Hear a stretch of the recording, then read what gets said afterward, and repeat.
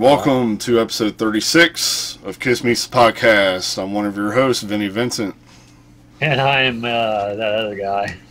All right. Without makeup. Without makeup? Which This guy is would me that in the be? 80s. This is me in the 80s. So, wanted to start off with a couple comments that we did receive on last week's episode with the final set list idea for a show. Again, thanks to Javier for that awesome idea. But a couple comments that did pop up on YouTube. One was somebody's idea of a set list, and then the other one is just a comment in general. So real quick, GG Aaron, he left his set list idea.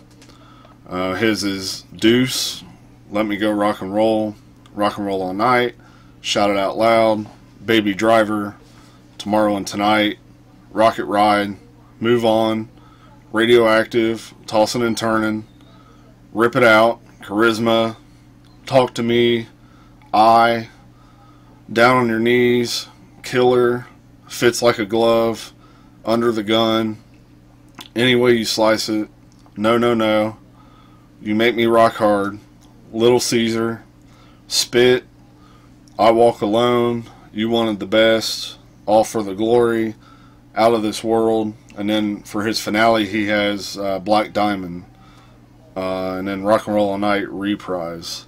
So, he kind of went his own direction with that too, but Those are all my familiar favorites.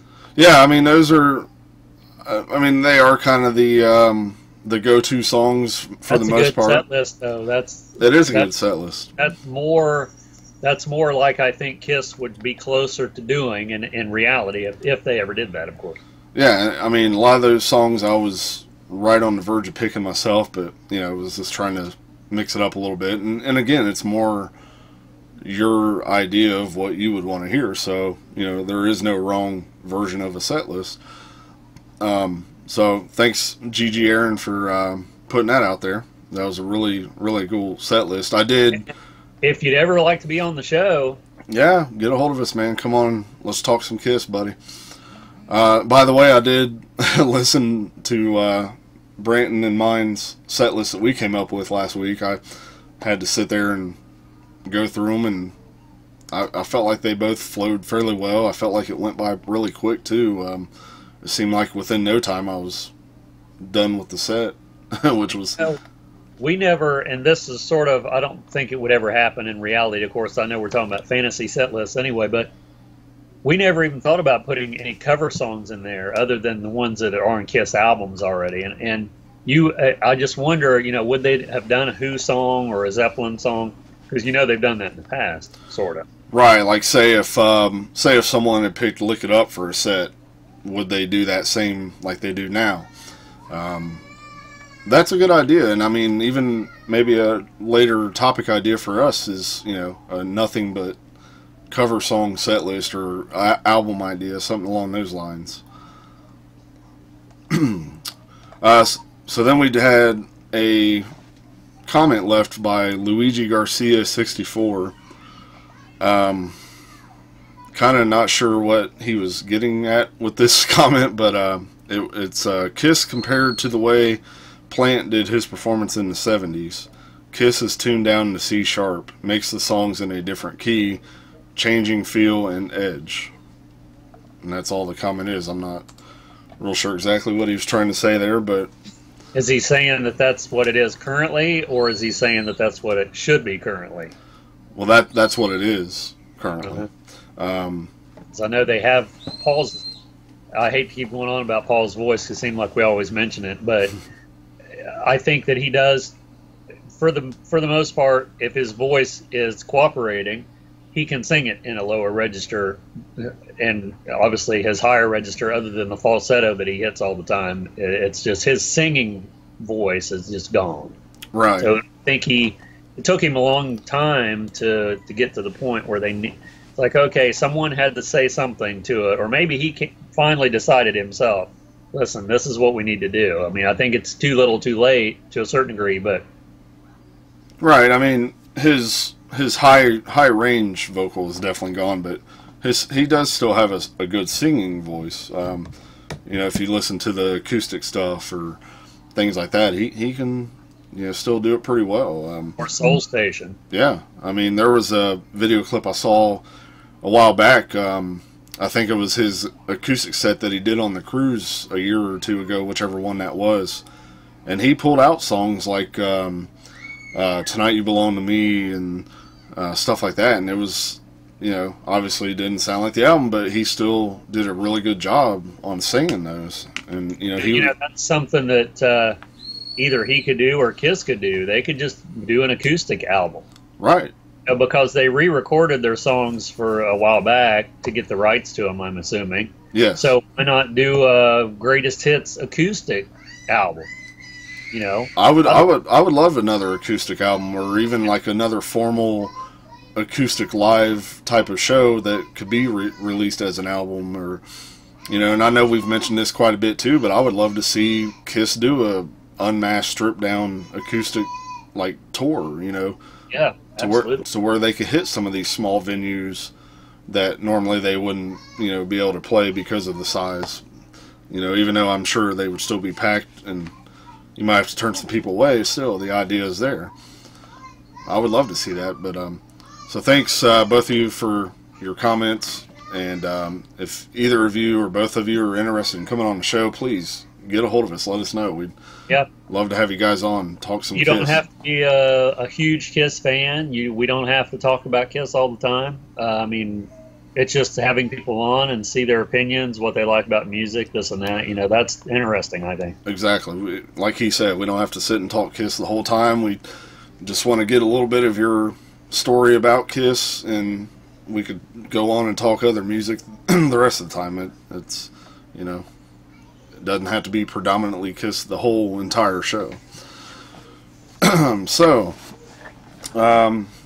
pretty quiet week again in the Kiss world. Let's see, Paul was on vacation. He posted a few photos. I think he was in Hawaii. Yeah. And posted a photo of him ziplining, and I guess he never learns, man. Practicing for the show. I guess he never learns, man. I was thinking that too. When I seen him doing that, I'm thinking, okay, what was it? He got that concussion from skiing. Yeah. And now he's on a zip line. I mean, I'm not an adventurous person, so I don't get it at all. Even if I was 20, I wouldn't be doing that. But I don't know. It just seems like. And then, you know, even going back to the 70s, you know, he damn near drowned in the ocean. Right, yeah. So, was it Gene that saved him or Ace? No, it was the roadie. Oh, was it JR? No, they call him Dobe for Doberman. Rick Stewart. Oh, okay. Can't believe I was brain farting his name. I just reading that, but I can't remember which book it was. I read it in. Yeah, it's in his book, and then Rick has a podcast now, and you know, I don't really. I guess I kind of hate to bring up a little bit of the drama, but if you read Paul's book, he doesn't really say and give the credit that Rick saved his life. He just kind of mentioned that Rick was there with him, and Rick got a little upset when he read that in the book, and he mentioned that when he was a guest on Three Sides. Somehow or another, Paul ended up hearing about that Rick was upset with him, and Paul actually, you know, called him up, felt bad, and apologized, and gave the full credit. He's like, yes, Rick is the one that saved me that day, and so that's that. I got the maintenance man is here, so let me pause. All right, we're back. Please welcome this week's guest, Brenton's maintenance man. He's out of frame. Brenton had to get his pipes cleaned, so. Yeah, story of my life. I got a little pipe backstage I'd like you to work on. Tell me about it. All right, so I guess a little bit of the topic this week. Wanted to kind of focus on Eric Carr. Today, July 25th, being the anniversary of his first show with Kiss at the Palladium in New York. Just wanted to kind of do a little reminiscing on Eric, you know, talk about some of our favorite moments with Eric, you know, stuff like that, or even things about that show in particular. Well, one of the things I remember, not that I was there at the show, I wish I would have been, but I think wasn't that the only time that he wore the original makeup design? I think so. Silver and all that. If it wasn't, it was only like not even a handful more of times, if that. Because I think the first photo sessions were with that makeup too, wasn't it? Yeah. And there are the photos from that show of him behind the drums with it. So I'm not sure if that was the only show, or like I say, maybe just a couple more, but it definitely didn't last too long. Cause I noticed too, like he didn't even have like the silver on his nose; it was just all black, and you know, it definitely kind of it almost looked more rushed than the what it became. Or where'd they go, to Europe right after the Palladium show, or well, they had other dates somewhere else other than the U.S.? Well, I mean, they did the Australia thing, but I'm not sure That's- if that was directly after, or you know, I'm sure it was fairly close. Yeah. Um, I just wonder who decided to streamline the makeup. I wonder if that probably wasn't him. it might have been part of him. I mean, just because it probably was a little bit of a pain to put on, and it probably took longer. Especially being new to putting that stuff on it, you know. Right. So he probably had a little bit of a well, he probably had a big hand in that. Is he back? I think that's the cat, so it's hard to tell. You where that hear noise you is hearing coming ghost from. or? Yeah, it's probably just the ghost, not the band. Oh man. But yeah, I'm sure it was mostly him that decided he needed to change it up to simplify it a little bit, even though simplifying it was also improving it. And, you know, maybe the guys in the band, Gene and Paul mainly, maybe even Bill, they probably didn't quite like that particular look or something. I don't know. Well, I think that it might have been for the same reason that that Paul quit doing the Bandit makeup, because it was a similar type of makeup, and I mean, You know, I think that was up to Paul the way it sounds, because it sounded like he could have stayed with the Bandit makeup, but it sounded, from reading the book, to me it sounds like Paul himself decided to stick with the Star because of what he wanted to be on stage, and you know, being the focal point and all that. So it sounded like, had he had thought differently, he could have very well stayed as the Bandit all these years. so I think the only difference between those two makeup designs for the Bandit and Eric Carr was, but like the nose, one went like this, and one over the round with like attached like a regular mask. Right. I think that's the only difference, other than because they were both black and silver outlined, right? Right. That maybe that was part of it. Maybe they felt like that looked a little much like the Bandit, so they didn't want people to mistake it, thinking that, oh, they just gave Eric the Bandit, and you know, they were lazy or something like that. You know. But you know, it also, what would this been, 79, 80, right around in there? Probably when they were trying to figure out what they were going to do. They might have not even thought about the Bandit at all.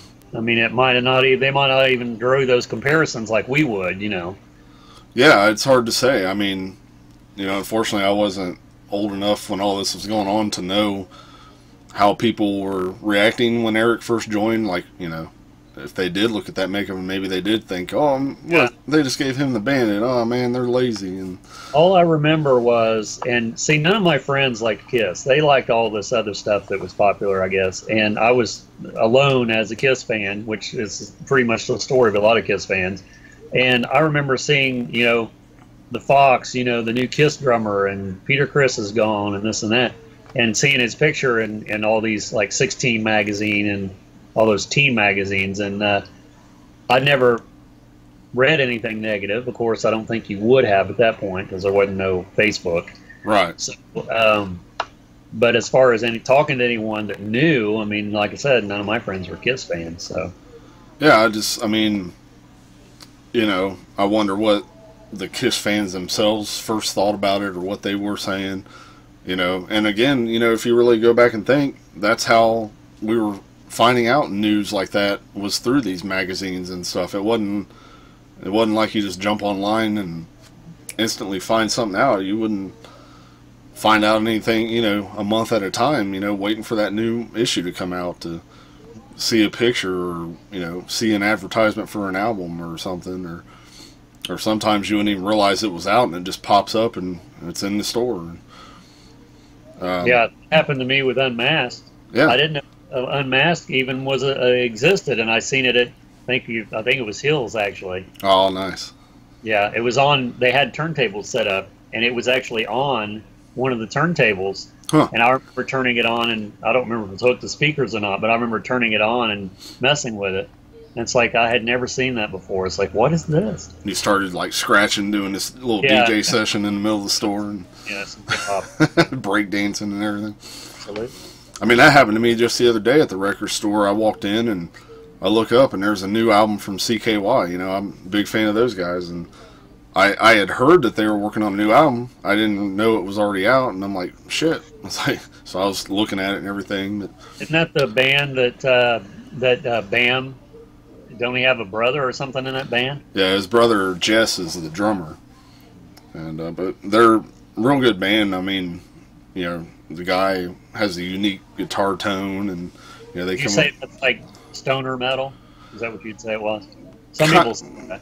In a way, it is, but it's kind of, to me, it's always been kind of hard to try to pinpoint their sound because they have just such a unique sound. Like sometimes it could be a little bit of metal, sometimes it's kind of that stoner, just groove type stuff. They come up with some cool riffs, but so yeah, I definitely want to pick up that album. So, but again, a lot of the young people don't realize how things were, with music and sports, like wrestling. I remember back when, say, like one of the big events would happen, and I didn't see it. I wouldn't know the results of it until the next magazine came out, like a month later. And then I would look through that and find out what all happened at the thing. And I mean, it's weird. It's kind of weird to think that now when you look back at it, but I remember that's how it was. I mean, something else that I remember is like when a movie would come out in the theaters, it took years for it to be out on VHS. Yeah. And it took a long time before stuff started coming out pretty regularly, shortly after it was in the theater. I mean, now it's almost instant. Yeah, it's like a matter of weeks. You're already seeing commercial Blu-ray. But back then, it was like, and you just didn't think anything about it really. That's just the way it was. I remember that. I remember there would be a lot of movies. I'm just like, when is this coming out? And finally, you'd get a release date, and it's like, God, a year and a half later, finally. And I wonder why that. Do you think they didn't have the technology to mass produce it? Or, I mean, of course they did, but I don't know. Maybe it was that. Maybe it was the whole thing of making people wait that wanted it bad enough. And then, that would end up selling more copies because everyone waited so long wanting it so bad. I think Disney probably done that. And then nowadays it's more about they realize people want things more instantly or as quick as possible instead of like, oh, we'll buy it if you put it out the next day, trust me, instead of waiting 8 months or whatever down the road. With streaming, they've saved so much on I mean, that's good and bad. They've saved so much on packaging, and they can make it instant practically as soon as they want. Right. But, with music too, but I prefer walking into like the music stores and you see the new albums, what came out that week, and like I say, sometimes you don't even realize something had come out and you see it there, and instead of just going on iTunes and let's look at what came out, let me scroll through this, and there's a tiny piece of artwork, and yeah, it's definitely not the same. Yeah. Oh, you can maybe preview the songs, but why do that if you're if you're interested in that artist enough, you should know that you just want to buy the album to support the artist. You don't need to sit there and, you know, preview it and judge whether or not, oh, let me just buy this song and that's it. Not the whole album. I've always, you know, it's sort of odd if you think about it. And of course, I have a tendency to think too much sometimes. But when it comes to, you know, like songs on my iPod or just like streaming or whatever, I mean, how does that even work? Right. To me, I mean, like streaming especially, it's like there's no tangible thing. You know, it's like it's there, you pause it, you stop it, it's there, you know, but where is it coming from? Right. And I remember the first time I heard about MP3s. I still remember, and a friend of mine was the first to discover them, and he's like, oh man, there's this new thing, MP3. I downloaded it, and you know, it sounds just exactly like the CD, you know. And I'm like, yeah, you could do that already. You just burn the CD to a WAV file. No, it's a much smaller file than that. And I'm like, all right. Let me look into it. So you know, America Online, of course, had the dial-up internet. So, you know, it took, I don't know, half hour or so to download a song, if not longer. Right. Yeah. Oh God, I remember that. We had a Packard Bell computer, and I guess like the worst ones, I don't know, and dial-up. And so to do anything, I mean, I remember because we didn't have a computer for a while. My parents had one, so we would go over there. And I was just so fascinated because I thought, oh my God, I can look up anything, and everything's on here, you know. Yeah. And you know, I would be printing stuff off, just like stupid stuff, wasting ink, really. And you know, just I don't remember what you could do other than you could download stuff, and it's like you said, it would buffer and stop and start, and like to even listen to like a streaming radio show. Well, it wasn't called streaming because it wasn't. It's just like such a pain. You have to sit there all day, and I'd sit over there all evening and not really get anything accomplished because of the dial-up. And, you know, I probably downloaded a handful of songs at first, and I was like immediately hooked. And, you know, then you start finding all these like unique type of songs that you didn't even know of, like, you know, these little like mixes. And yeah, I remember at one time it was a big thing downloading WAV files, like, you know, little sound clips from, you know, like South Park, you know, shows, and like that was always a big thing at the time, just having them little sound clips to play on your computer. And well, and something else, I mean, and anyone probably not too old would remember, of course, FrostWire and LimeWire and a lot of that stuff. Oh yeah. You know, and I found so much music and so many artists that I would have never heard of, you know, otherwise. I remember this one that comes to mind. It was called, the band was called Bubblegum Octopus. And the song was called Meow Flute. And I'd never heard of that before that or since then. You know, I mean, I found their whole CD online. I'm probably doing that too, but to me, I think, you know, there's good and bad to everything, and I know downloading has killed a lot of stuff for a lot of artists, and that's the negative side.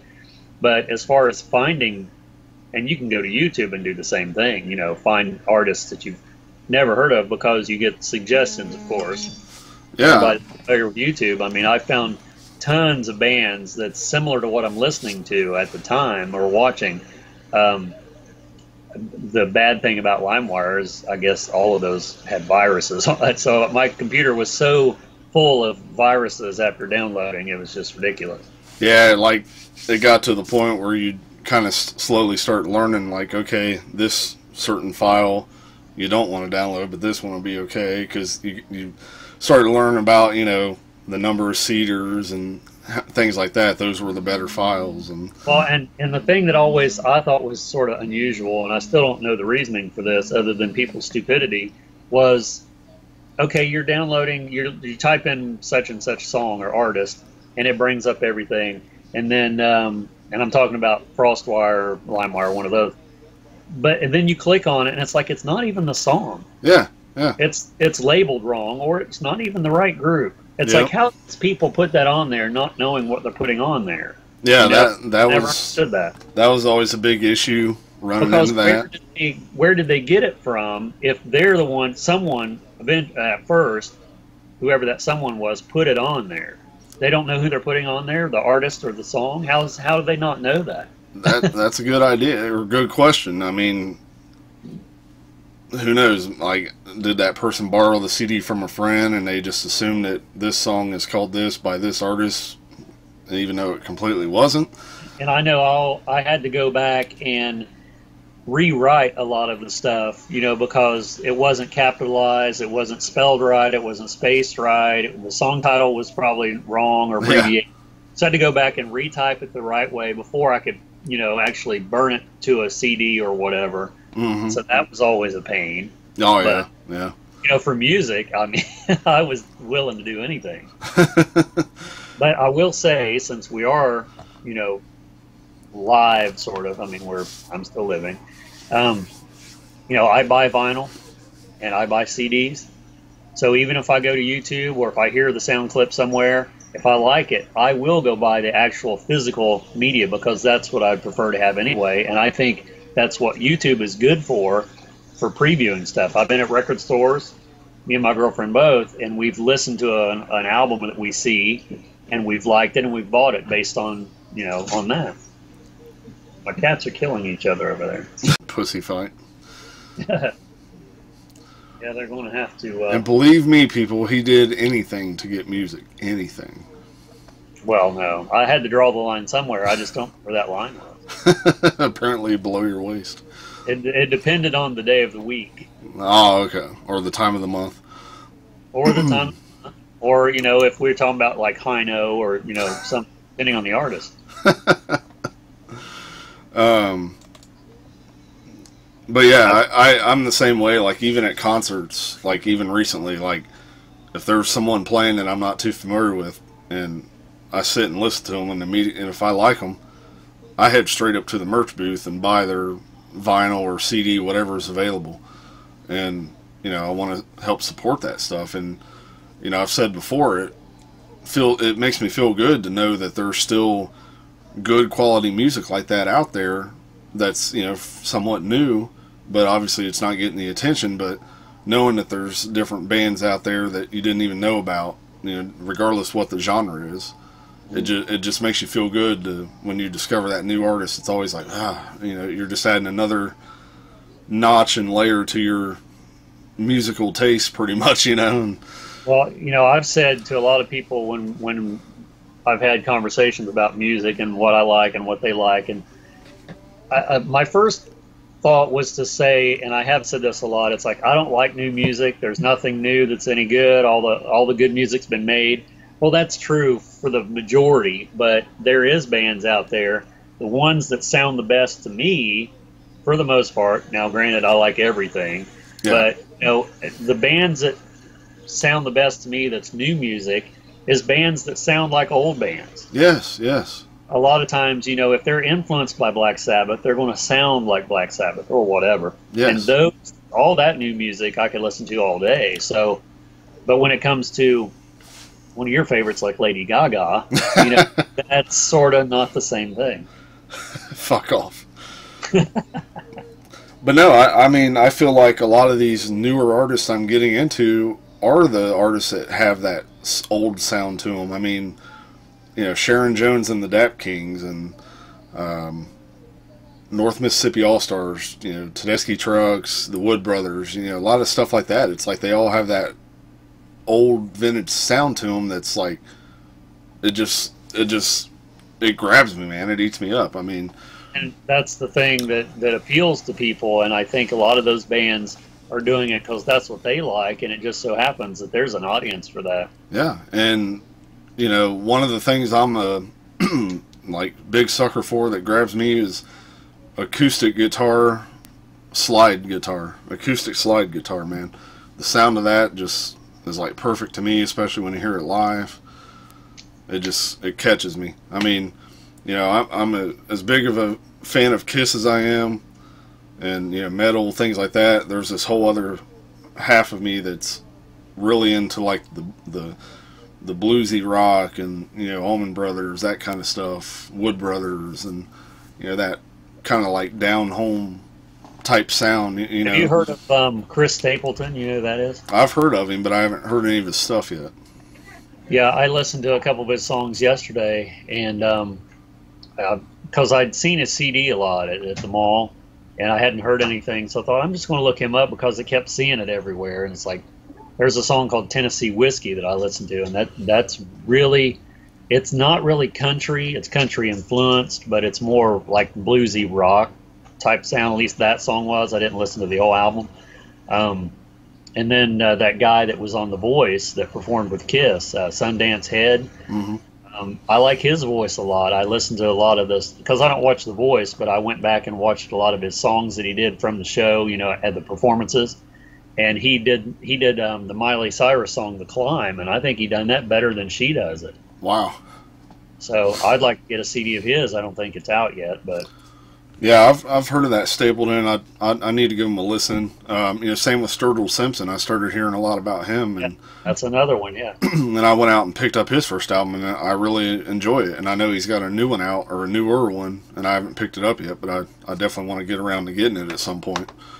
But yeah, you know, stuff like that. It's just, there's that whole part of me that just loves that kind of, you know, just that, I don't know, I call it like down home, you know, southern style music. And some people call that Americana, but I don't know if that's the same thing or not. A little bit Americana, a little bit of soul, but like in a different way of, you know, the soul that some would think of, like, you know, soulful, you know. And, I don't know, it just does something to me. I just love that kind of stuff. But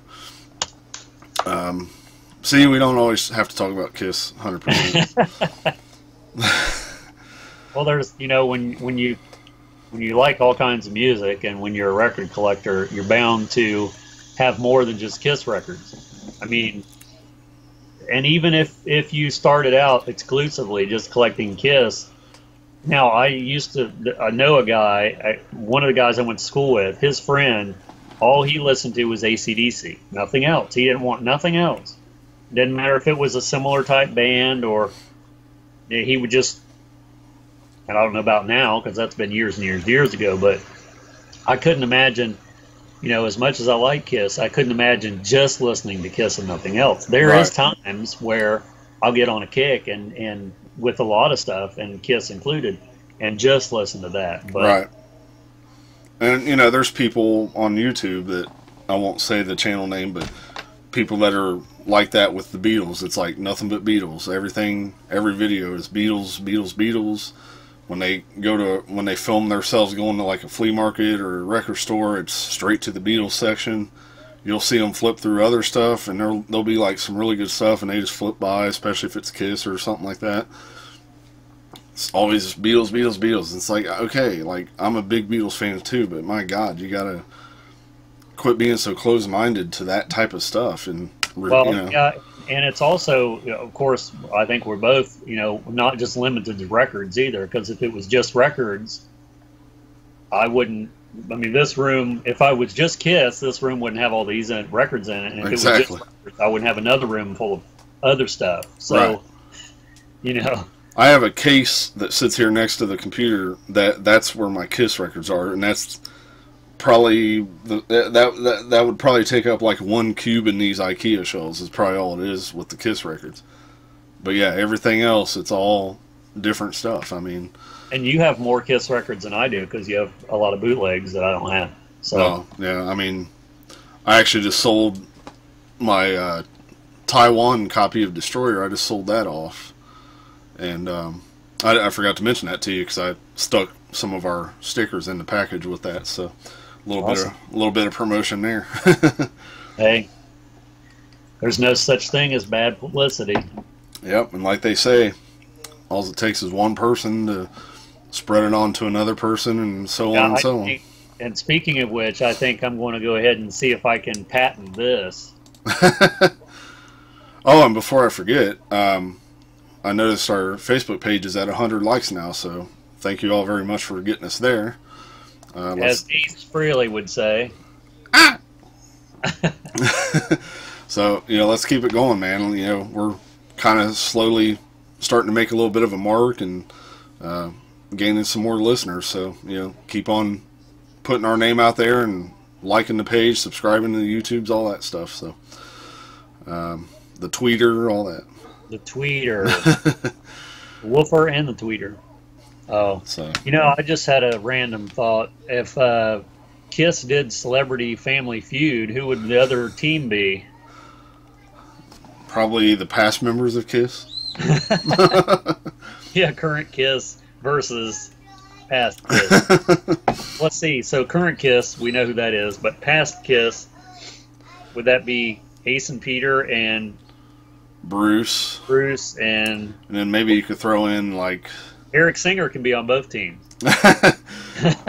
or maybe you could just throw in like either Bob Kulick or Wouldn't that be awesome? yeah, or That'd be so awesome. or somebody like, you know, Anton Fig, Kevin Valentine, you know, somebody that Right. played on an album. Richie Scarlett. Rick Derringer.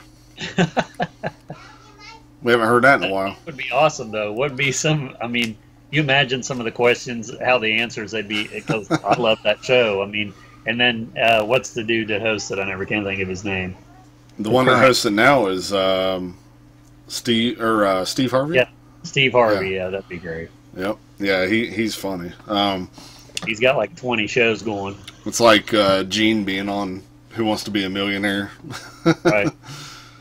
Yeah, and I think the answer that he messed up on was something. The elephant skin was. I don't know if he said it was thick or it was thin. Anyway, what he didn't get it. Or you know, what if Kiss had their own game show? What would that be based on? I don't know, some group named Kiss, maybe. I don't know. Because Football they have knowledge. like Rock and Roll Jeopardy, so they could have like Kiss Jeopardy. See, why don't they do that anymore? I don't know. I love that show. Yeah, Rock and Roll Jeopardy, and then, you know, there used to be a couple music trivia shows on. Why don't they There was bring those back? Singing Bee too. You remember Singing Bee? Yep. And then there was another one that was similar to that. One, Joey Fatone from NSYNC hosted one of them. And I don't remember who hosted the other one, but where they had the name lyrics or whatever. There's a newer one. It's something like Beat Shazam or something like that. With that Shazam, that Shazam app. Uh-huh. Like, I guess there's a game show about that where you have to name the song before Let's Shazam. see what the last song was that I Shazammed on my. Let's see what the last song was. I think I just deleted that off my phone, actually. Let's see, the last song I Shazammed was The Flaming Lips, Tales of the Horny Frog. Tale of the Horny Frog. That was the last one I Shazammed. And I already had the song on my iPod, I just didn't know the name of it, so that's why I Shazammed it. I mean, I used to use that app quite a bit. Like, you know, I remember when I was working at Blockbuster, and, you know, we'd have a movie playing, and I'd hear a song pop up on the credits, and I'm like, what is that? And I'd hurry up and Shazam it and find out what it was, and, you know, stuff I've like been out at restaurants numerous times, and Yeah. there'll be something, and there was this one band that I Shazammed. I don't know if you ever heard of them, but you should look them up on YouTube, and then of course you'll find all kinds of other stuff. Who? Look them up on Shazam. On Shazam. No, look them up on YouTube. They're called Dopapod. Copapod? Yeah, it's DOPAPOD. Dopapod. Huh. Look them up and listen to some of that and tell me what you think. And then some of the suggestions, I found all kinds of bands based that sound similar to them, of course. And it's like so now I got a whole nother bunch of stuff to look for. Did you ever listen to that Hotter Than Hell that I sent you? From that tribute album? You mean Hot in the Shade? Hotter Than Hell. Tribute From that tribute album. album. It's back when we were talking about the covers, and I went and downloaded all the Kiss cover songs. I found Remember that? on one of the albums, and actually I remember I ended up going on Amazon and actually buying the track because I liked it that much. I wanted to at least, you know, buy it. And it's a version of Hotter Than Hell. Can't think of the artist's name now, but it's a really weird, interesting version. Like, it almost sounds like Dracula singing it or something. And I don't remember that. it's very different. You sure you sent it to me? Yeah. in a compilation or on a CD, or was it a message or a link or what? It was a link. Might have even been on Facebook. Um, but Yeah, it's right up your alley. I'm sure you'd like it because it's got that weird, unusual sound to it. But I love it. Like, that's a dark alley. it became my new cover of my new favorite cover of a Kiss song. Is that version of Hotter Than Hell? It's funny. You'll have to look that up so I can find out who it is. Oh, then there's another one that's the band's called Apologetics. Oh And yeah, I have a lot of their stuff. Calling Dr. Luke. I haven't heard that one. Yeah, it's I know they did Rock and Roll All Night, and it's called Love and Kisses. yeah, I haven't heard the Dr. Love one. yeah, they did. It's called Calling Dr. Luke, and they changed it all to sound, religious and stuff. It's kind of funny to listen to. Some of their songs are turn out pretty good, and then other ones is like, yeah, right. And then, of course, all the Hayseed Dixie stuff. That's fun to listen to. I think I don't know if I have that on CD or not. I know it's on my iPod, but I don't know if I ever actually had the CD, because then they came out with one after that. It was just like all classic rock songs. Oh, I think so, yeah. But yeah, I mean, that band, I watched some footage on YouTube one time, and they look really normal. I thought they were going to, like look like hillbillies or something, and they don't. Hang on, I got a knock at the door. All right.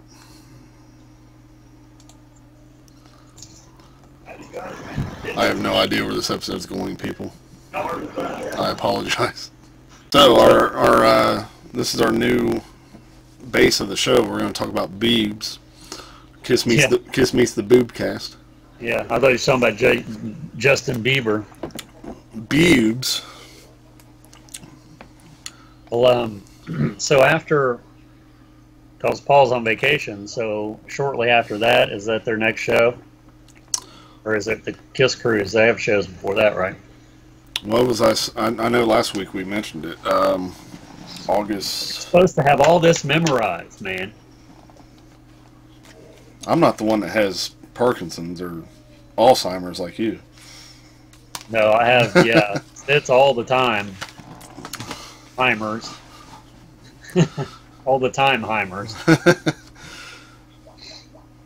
Like, oh yeah, talk about that. What topic? Yeah, what topic was it again? Yeah, well, I don't remember my name usually, so I can change it all the time. It wouldn't matter. So, do you think that any of that, this is just like a random thought, you think any of those movies that Gene has actually done in the past will have an official release on DVD or Blu-ray? Because I don't think none of those has officially been put out. Some of them's never been out except on VHS. I'm not going to say no, because it seems like at some point a lot of these old sort of cult movies do eventually get a Blu-ray release. But I mean, he doesn't own the rights anyway. It's the company that made the movie. Like the Runaway movie is the first one I would really like to see, just because I remember seeing it on HBO numerous times back in whatever 80s something or other. And, if it were up to Gene, I have a feeling he probably wouldn't want those to be re-released, but I think they will, and they need to put out an official version of Kiss Meets the Phantom.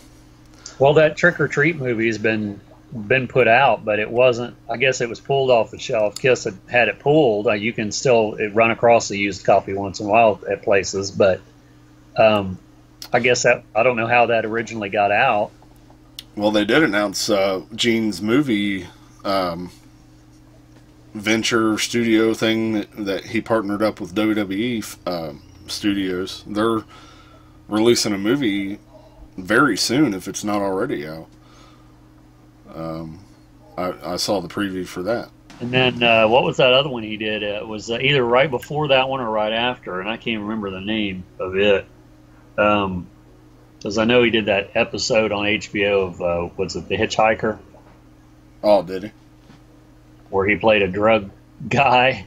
A drug guy. drug dealer. that's his hair was cut really short. That was around the same time he did Runaway. He played cocaine. Yeah, well, he was a cocaine dealer. Yeah. How about when Peter was on Oz, though? That was good.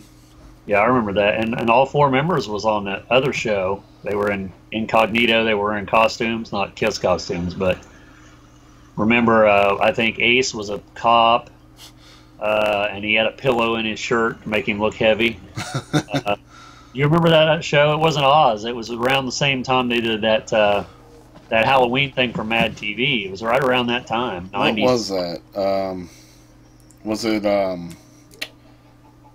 Anybody out there listening can leave us a comment and let us know what that is if we can't think of it. What the hell was that? Millennium. Millennium. That's what it was. You can still leave a comment. And then, put a link to the scene and all that stuff. Yeah, there you go. Right.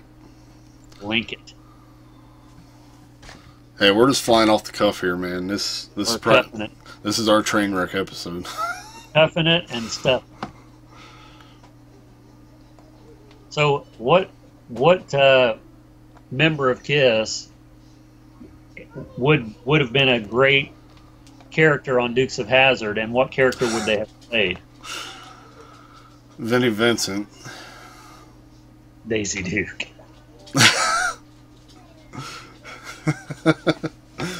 Meredith Duke.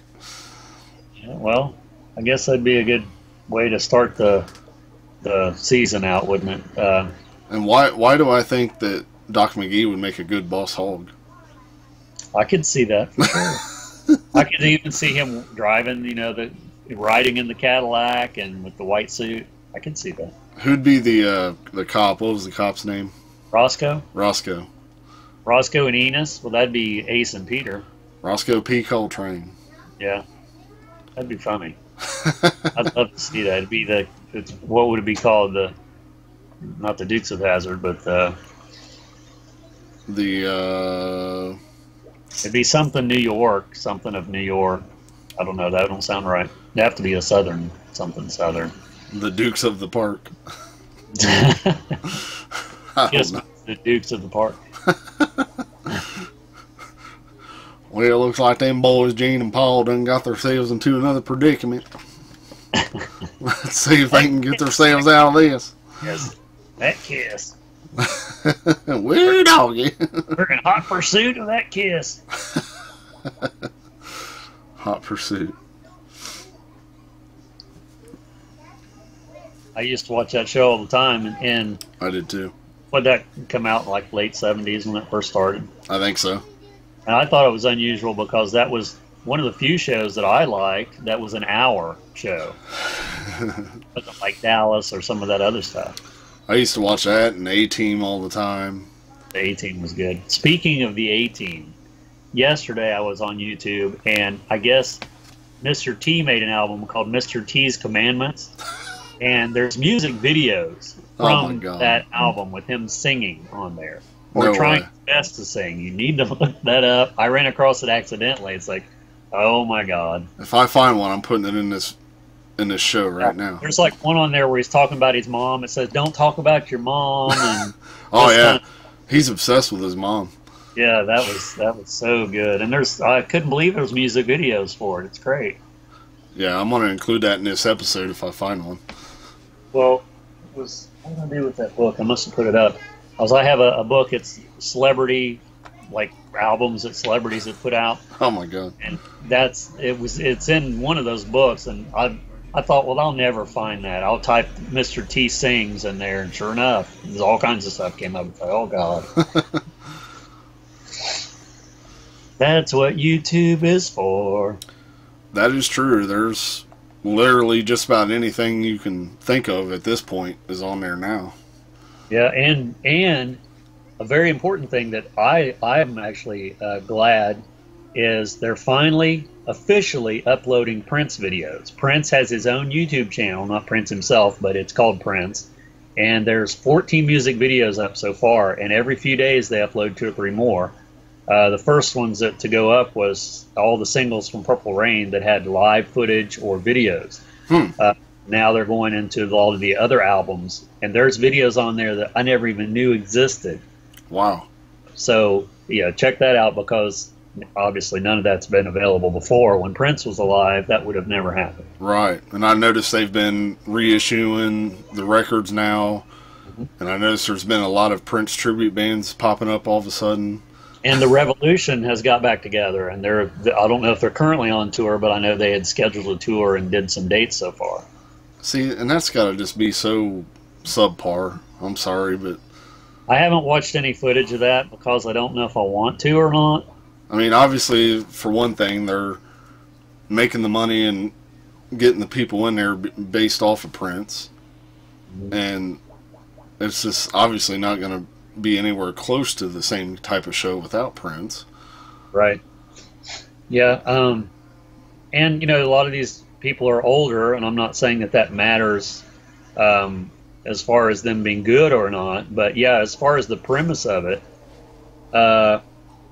I've never been in that situation, and I'll never be in that situation. But I don't know if I want to, at least not today.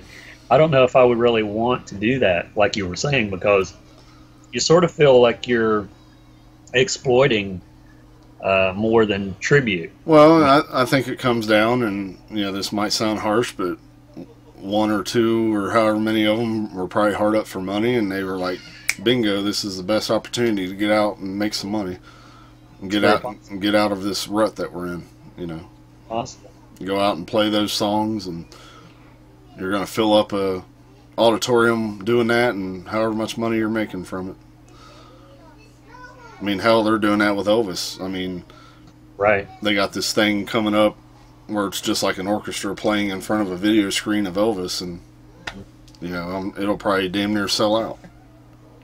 And I have mixed feelings about that. Now, if I went to that, which I wouldn't, probably just because I don't have the money to go, I would enjoy it, I'm sure. But I would rather put in a real Elvis DVD and watch it on a big screen TV. Right. I don't want to pay to go sit and watch, that live footage, even though there's a live orchestra playing in front of it. Who cares? It's nobody from his original band or anything like that. Because they did that a few years ago with the original, last band that he toured with. Yeah. And it was on DVD. It's called Elvis Lives. Yeah, that was kind of cool. Yeah, I have that, and it's all right. I might have watched it twice, maybe. Yeah. It has pretty much the Sweet Inspirations are on there, and I think J.D. Sumner and the Stamps were still, I think he was still alive, so I think they might have been on there. Charlie Hodge, that gave him his scarves, was on there, and the guitar player, I can't think of his name right off, and the drummer, Rick all Derringer. the guys were there. Who? Rick Derringer. Rick Derringer. But I mean, I don't know.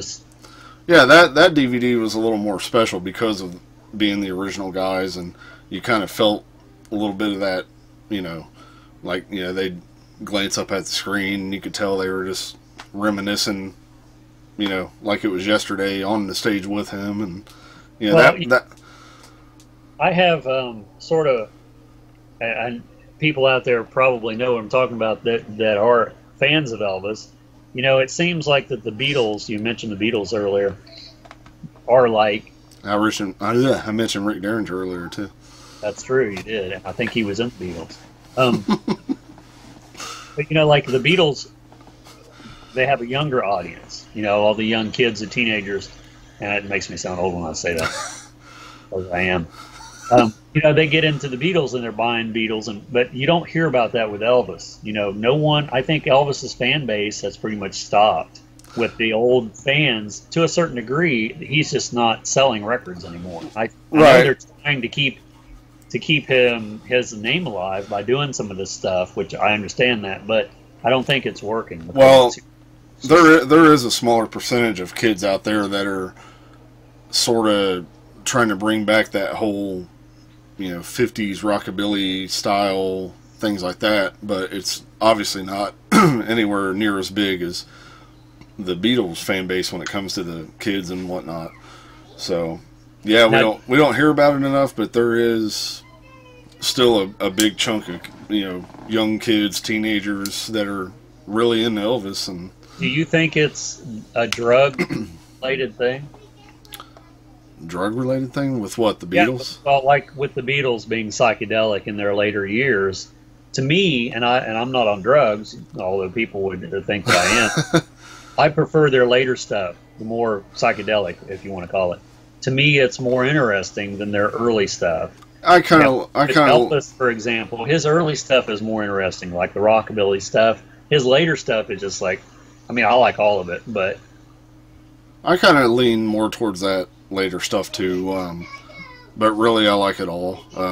I felt like there was at times a little more better playing on the early stuff. I mean, if you really listen to some of the drums or even the guitar parts, some of that was way ahead of its time. And they could have never toured with some of their later material, which they hadn't really planned on it. That's why they were doing all that stuff in the studio, because there was, you know. And you know, I can't really say what might be drawing them in other than just keeping that going. Because I know, like with me growing up, that's, you know, my dad was pretty much, you know, that was one of the main things he listened to. He was with the Beatles the way we are with Kiss, and so I just kind of, you know, it grew on me and I became a big fan. So I'm not really sure. Well, I think the only thing I can think of right off the top of my head is, you know, they play Beatles songs on classic rock radio. They don't play Elvis on classic rock. True.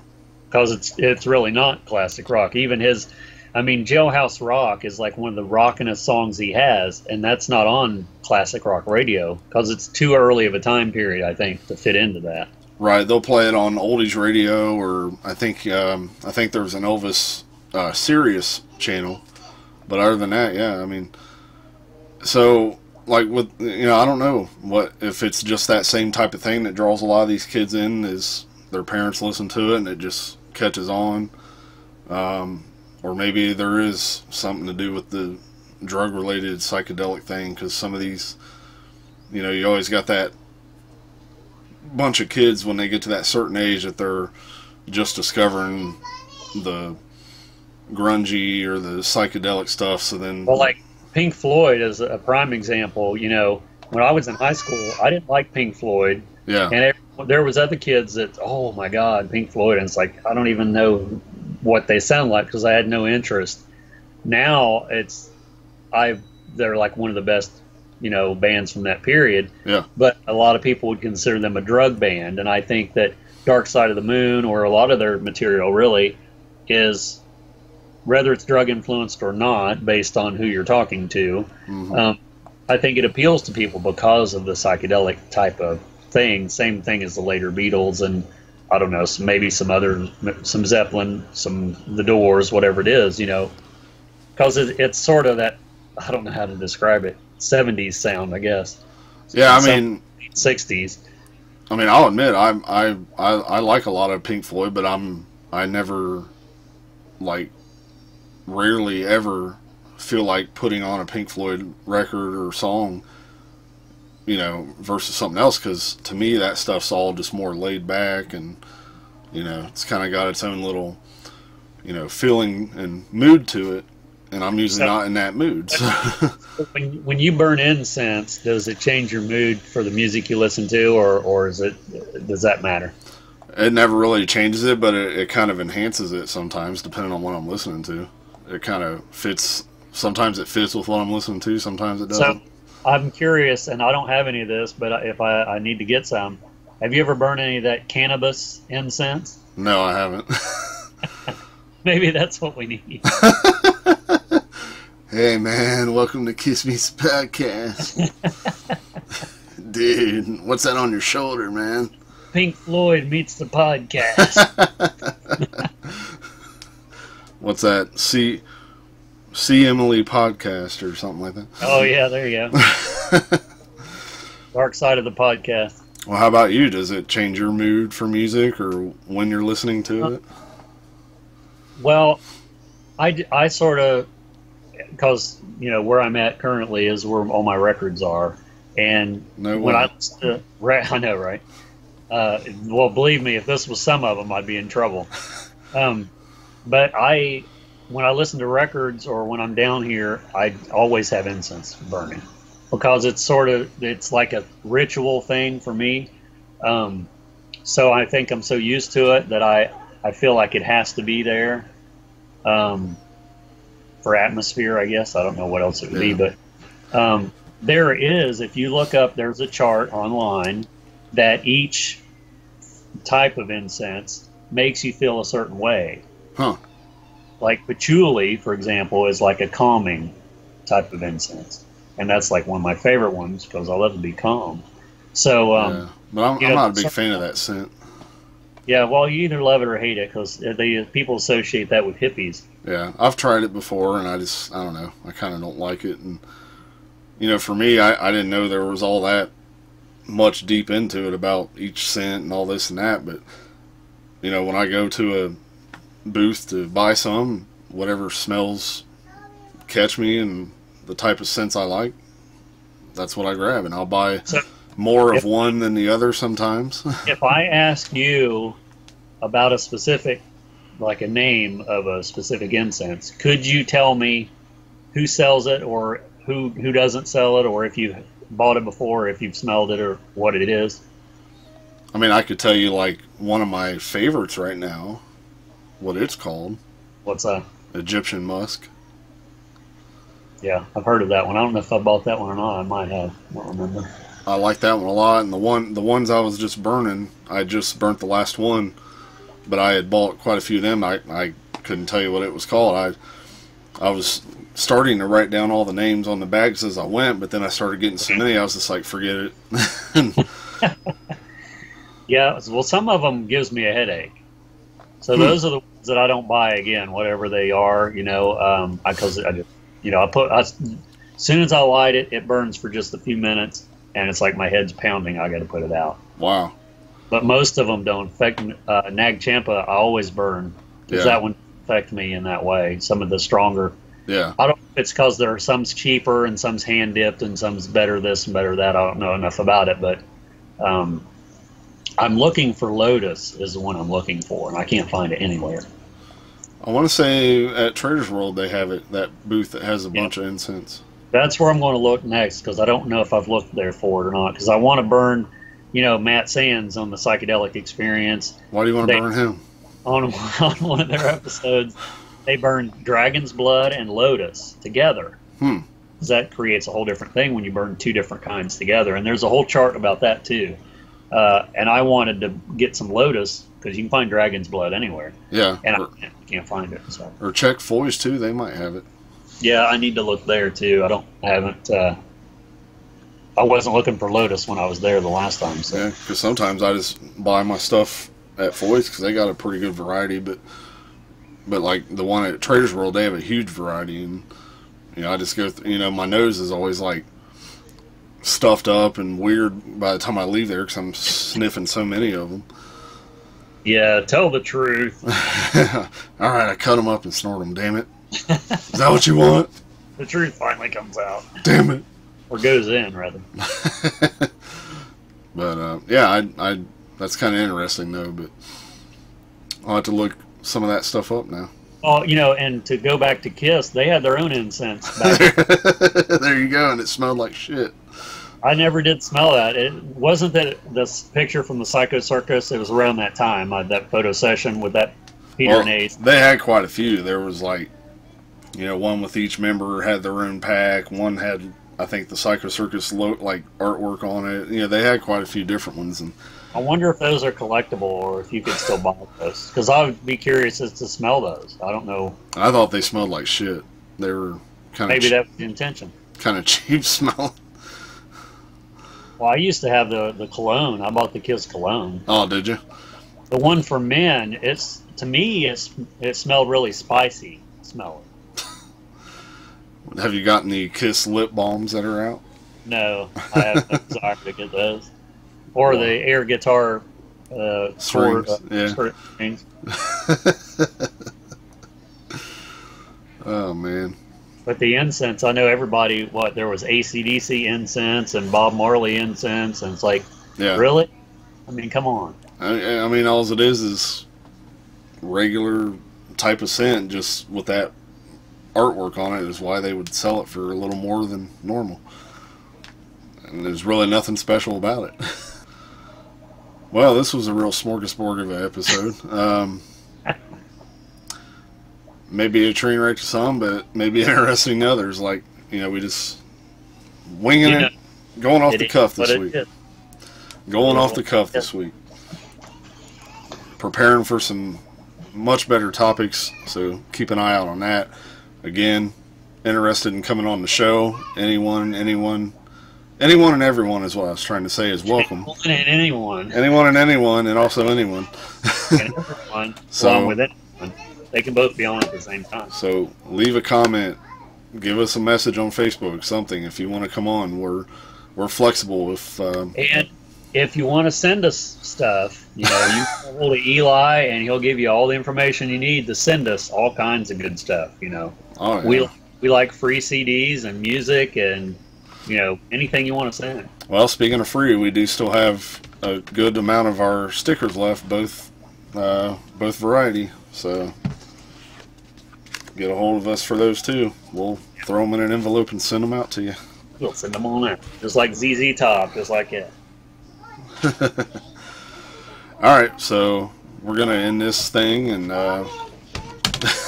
get out of here. Some weirdness going on. Okay. Well, thanks everyone for watching. Did you have anything you wanted to close out with? All I want to close out with is jokes and riddles. And did your maintenance man fix your issue? He fixed it. My pipes are clean and working fine. So everyone be sure to go to Yelp and leave a good review for Brayton's maintenance man. And we'll see you guys next week. Thanks for watching.